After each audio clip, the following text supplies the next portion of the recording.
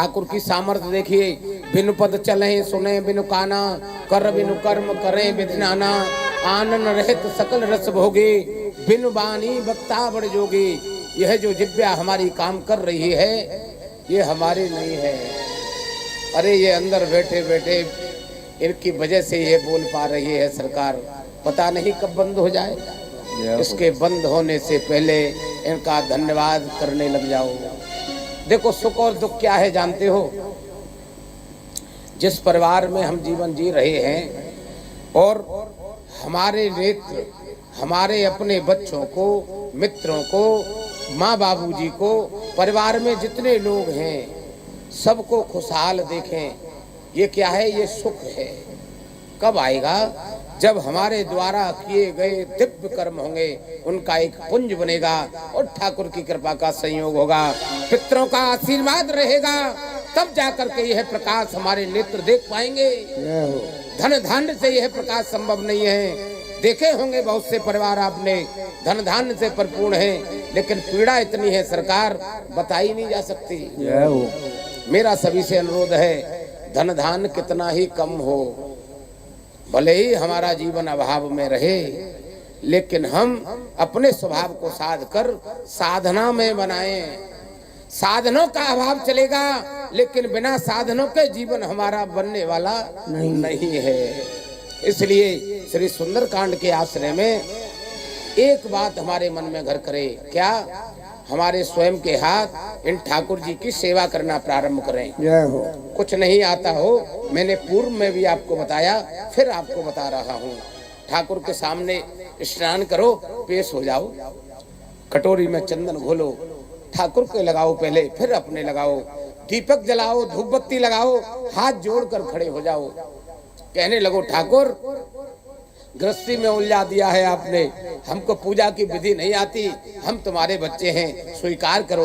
हाथ जोड़कर जब आप निर्मल मन से कहोगे ना, हे ठाकुर न जानाम योगम जपम नेम पूजा, न तो हम सदा सर्वदा शंभुतुभ्यम, जरा जन्म दुख्यो तातव्यमानम, प्रभो पाहे आपम ममामीश शंभो ममामीश शंभो।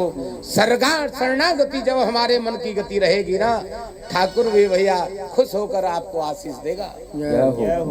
हमारे नेत्र अपनों को आनंद में देखें, यह सुख है। और सब कुछ रहते हुए अगर हम दुखी देख रहे हैं तो सोचना होगा हमारे कर्म कांड की गति में कहीं गलती हो रही है।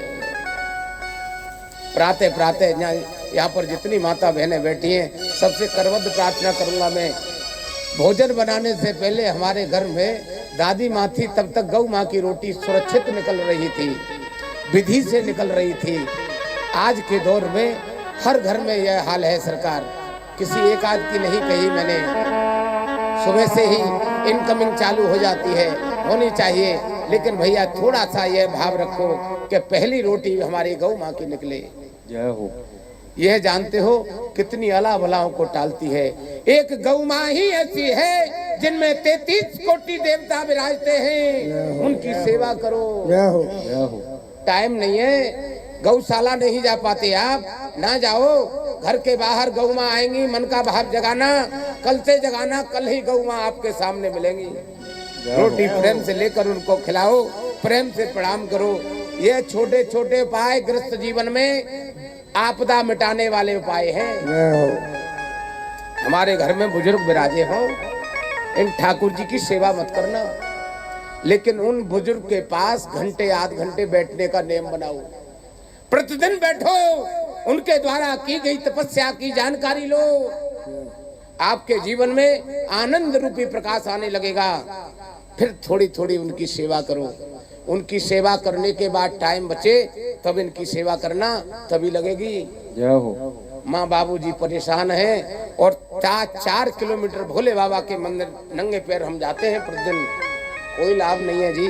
जय हो। दिखावा है सब। मन को साध कर आनंदित रहो, घर में परिवार में आनंद को बढ़ाओ। श्री सुंदरकांड की यात्रा यही हमको बताती है। श्री रामचरितमानस जी में 7 कांड है, जानते हो, 7 कांडों में केवल हमारे आपके परिवार की कहानी बताई गई है। क्या कहानी बताई है?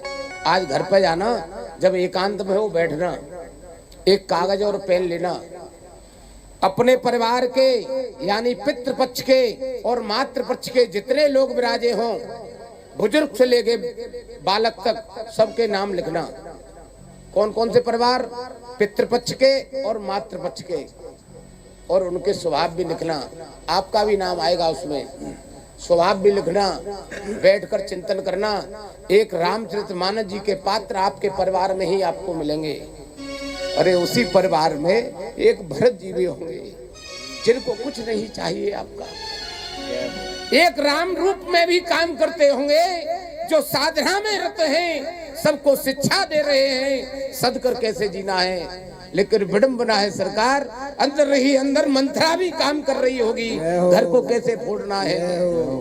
यह श्री रामचरितमानस जी की पोथी हम और आपको जीवन जीने की कला सिखाती है। यह जो एक शरीर है ना हमारा, एक शरीर से कितने रिश्ते बांधकर जीवन को यापन कर रहे हैं हम। यह किसी का पुत्र है, किसी का पिता भी है, भाई है, चाचा है, मामा है, फूफा है, जीजा है, कितने रिश्ते गिनाऊं मैं आपको एक शरीर के। लेकिन यह सभी रिश्ते अगर हम आनंद में निभा पाएंगे तो केवल एक ही साधन है, श्री रामचरितमानस जी की शरणागति हो जाओ। निस्वार्थ भाव से ठाकुर को सुनाने का नियम बनाओ, जीवन में अलौकिक आनंद आएगा।